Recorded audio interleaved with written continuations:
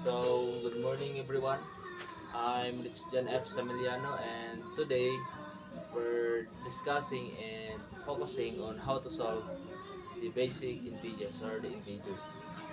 So, we have five problems here, and first we need to solve the answer of this equation or this problem.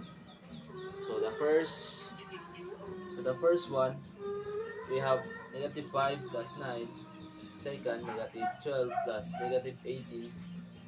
Third is negative 20 minus 5.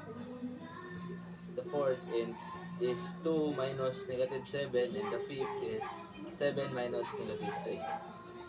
So the first one is negative 5 plus 9. So in addition, who's the bigger number? So 9. So negative 5 is added by 9. So the answer is 4. Next is 12 plus negative 18. So this is so simple. So in addition, if we have same same sign, so you copy the sign. So negative and plus 12 plus 18 is equal to 20. So answer is 20. Next is negative 25 minus 5. So what is the answer of this equation?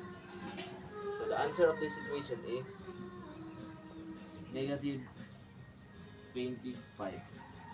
So why negative 25? So if you minus this is the negative, so negative 20 and minus 5, so the answer is negative 25. Next is this equation, 2 minus negative 7. So first we need to do is multiply this 2 negative. So this is the first, and next you copy. So negative or negative times negative is equal to positive.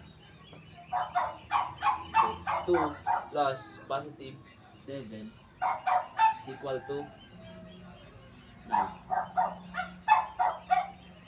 So this is the answer. So 9.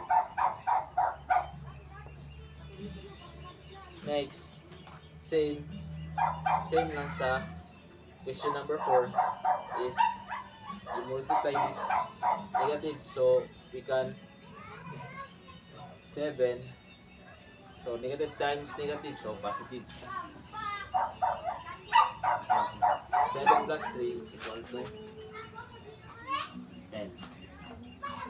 So this